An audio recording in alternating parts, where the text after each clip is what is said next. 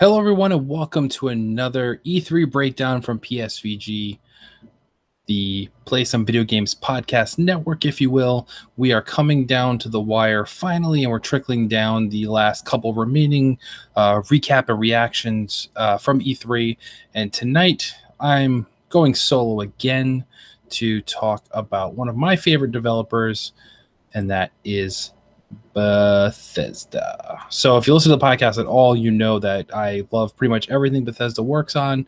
So it makes sense for me, of course, of all people, to be talking about what I saw there. And we still have Ubisoft coming up, which will be released later this week as well. We're just trying to coordinate some schedules, so I'm not by myself again talking about this. But let's get to what we're here for, and that is Bethesda. So Bethesda, obviously, I was super hyped for this presentation, which may have kind of come back and bit me a little bit. Not because it was bad, but because I think I had so much going on in my head and I was expecting so much, especially after last year's presentation, that I wasn't let down, because there's still a lot of great content to be dissected, which a lot of people seem to have missed in the media. I didn't, and that's why we're here to recap. So let's get to it. So right off the bat, conference was a little weird. Whatever venue they rented this time, they decided to do a little bit different, unique type stage setup, where the stage was actually in the middle of like an oval arena type thing.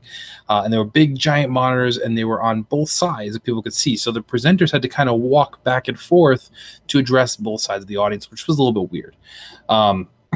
No surprise to anybody, they started off by showing Rage 2. So it started off a little slow with the Rage 2 presentation. Andrew WK came out, had a performance again, which surprisingly, I mean, Andrew WK is great, but surprisingly it fell flat on the audience for some reason, which made no sense to me at all. So if you've ever seen Andrew WK, he's full party energy the whole time. So I mean, he's rocking out despite getting nothing from the crowd. So it made it a little bit awkward. I mean, at one point he was even like rocking out on the keyboard while singing and rocking out, which has got to be like so hard to do. But you know, he did his presentation, the same song we've seen in all the Rage 2 trailers, and then we got into Rage 2. One thing I will note that is a little odd. So last year, Bethesda made a big deal about Save Player One campaign, focusing on single-player games, but then immediately kind of switched this year to talk a lot about multiplayer. It's not bad. I still enjoy it, but it just seemed a little bit awkward, and they kind of ate some crow there, if you will. So they showed a bunch of Rage 2, no surprise at all. We know our main character is named Walker, who's just a really angry dude in post-apocalyptic shooter-type game we've seen. He's referred to as the Last Ranger, and the enemies in this game are referred to as the Authority. Drives around cars, shoots bad guys, sometimes from inside the car, sometimes running around on foot. Very much a Mad Max vibe. If anybody played the first Rage, it was not a bad game at all. However, it did seem to get lost and forgotten by many players. I played it myself way late, got it at a steep discount, and had a lot of fun with it for what it was worth. So I'm expecting a lot more out of this one, especially with everything we've seen so far. It looks great. Get a very much Borderlands-esque vibe. I think it was Q. Somebody said in the chat as we were live reacting to it that they had a Bethesda Bulletstorm vibe as far as how the gunplay looks. It looks very fast, high quality, and the best part, in my opinion, is the protagonist does a lot of Duke Nukem, like "Hail to the King, baby! Oh hell yeah!" type things as he's playing throughout the game. So it was a lot of fun. Rage 2 will be dropping spring 2019 as of right now. Not a hard date yet, but Bethesda's pretty good about hitting their date, so I don't think we'll have any issues there. Next surprise, already we're seeing more Doom. Doom Eternal is coming to continue on the Doom saga, if you will. So next installment, it is a sequel. They're pledging they will have twice as many demons. Will let us see Hell on Earth for the first time, and they'll show us a lot more at QuakeCon this August. So they didn't show us a whole lot, but they did pledge that it's supposed to be bigger, badder, and better than ever before, and we'll see much more in August when that drops there too. Next surprising announcement came from Prey, which was one of their titles that released last year that kind of seemed to get a lot of buzz when it initially dropped and then faded off rather quickly. I haven't played it personally yet. I do have it digitally. Haven't gotten around to it yet. But what they did do is they announced some new modes that were available for Prey that night for free. Free stuff includes a new game plus mode, survival mode, and then there's some paid DLC called Moon Crash, which they basically said was infinitely replayable. So it kind of just randomly generates those stages to go through, so it makes it easy to play through. They also announced an upcoming competitive mode called Typhon Hunter, which one human takes the role of the shapeshifter mimics. And actually, wait, no, sorry, 1 human mode and 5 mimics, I believe is what it was. And they could shapeshift and hide. So it's very similar to Evolve or Friday the 13th, where one player is the overpowered player and everyone else kind of is better off hiding from them. This is kind of where we're getting that vibe there from on that Prey upcoming mode that's coming out later. They didn't give a date for it, but they did say it's coming soon. Just kind of surprised to see Prey get some more love. Shows that commitment once again from Bethesda and Arcane Studios that they stick by their products and continue to release more for them there afterwards. Next announcement was a big one. Wolfenstein 2 got great critic reviews all last year on many Game of the Year lists. Mine as well. Absolutely loved Wolfenstein 2. So good news, we're getting more. It's called Wolfenstein Youngblood, set in the 80s. You're BJ and Anya's twins. The whole game can either be played solo or in co-op mode. Coming next year. They didn't say when per se, but just that whole concept in itself looks great. So we get to see the kids all grown up, and they're going through France is where it's set in for this one. So more Nazi stomping badness as only Wolfenstein can deliver. So stay tuned for more of that.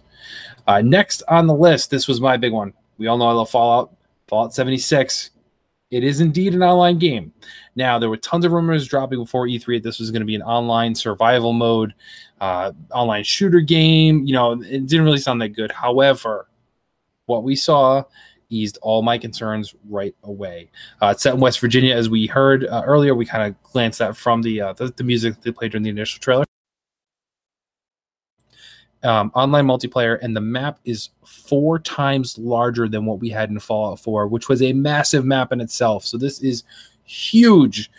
They kind of described it as a softcore survival, which means if you die, you don't lose progression.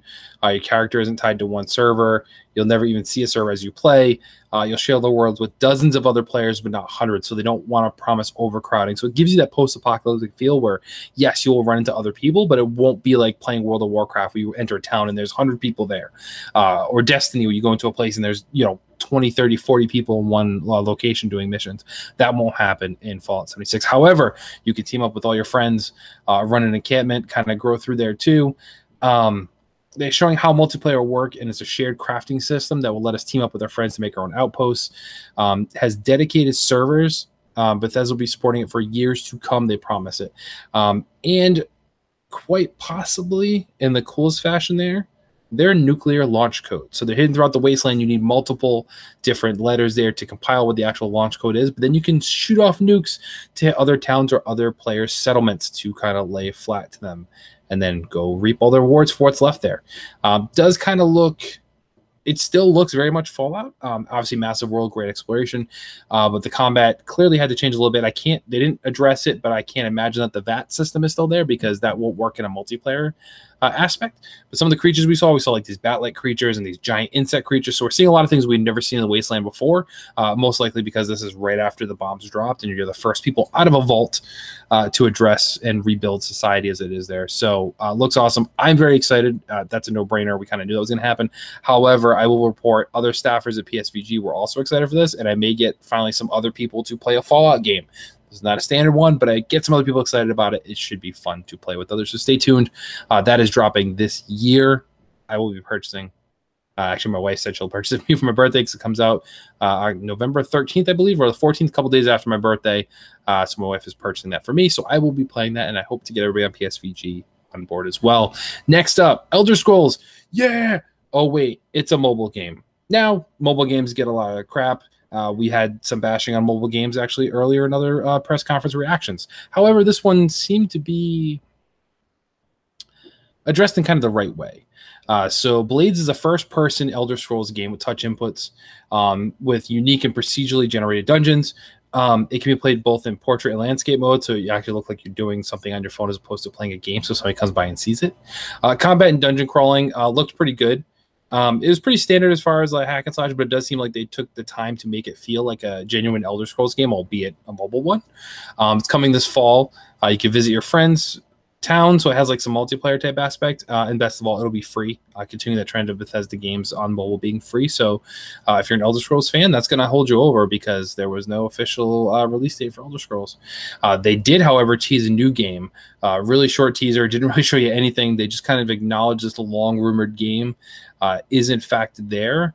Was described as next gen, which I don't know if that means it's going to be for the next generation of consoles, or they just mean it's going to be something unlike anything we've ever seen before as far as video games, meaning, next gen level video games. It is that Starfield game we've heard. So we've heard a lot that they've been working on this game that was similar to a Fallout in space. This could be their Mass Effect competitor type thing that's going on there too. So didn't really show us anything, just simply acknowledged it existed and that's coming. It's in development, no release date or anything like that. And then lastly, they teased the next project after Starfield would in fact be Elder Scrolls. So that is coming down the line. All they literally showed you was a landscape as far as the name saying the Elder Scrolls, and that's it. They're working the game. It's confirmed, so people can stop wondering about that. A few other small things that they did announce that I didn't address earlier. The Elder Scrolls card game is getting a visual overhaul and come out later on Switch, Xbox One, PS4. So be available everywhere if you're into those trading card games. Elder Scrolls Online's next DLC is called Wolf Hunter. They're adding werewolves to the game, which is kind of cool. And it got a really cool sizzle trailer there that kind of showed a little bit of the gameplay there, but not much to really get excited about. I don't personally play it. I don't know a lot of people that do. Also, Quake Champions got another new trailer, so that's fine. They're making Prey and Wolfenstein VR games. So those are kind of cool if you have a VR setup and you can play on Oculus. One of the things that was very fun that we thought was a joke trailer at first, however, it's confirmed that it actually is out. There's an Alexa-powered Skyrim. So you can play Skyrim on your Alexa device if you so are inclined to. And they also announced, which it was already out at the time, though, that Fallout Shelter was hitting PS4 and Switch when they did the press conference. Those are out now as well. Also free, of course. So overall, Bethesda, like I said, they brought a lot of great things. We're seeing continued support for Prey. We're seeing a new Wolfenstein. We're seeing a new Doom. Fallout 76 looks like it's going to be big, even though it's not a traditional Fallout game. And then they tease things for down the line that are coming. We got Rage 2 next year, and then we have, our Starfield and Elder Scrolls coming farther down the line. So it just seems that, once again, Bethesda brought the content and got people excited, especially the Bethesda fans. While the presentation wasn't as polished and great as it could be, I still enjoyed everything I saw there.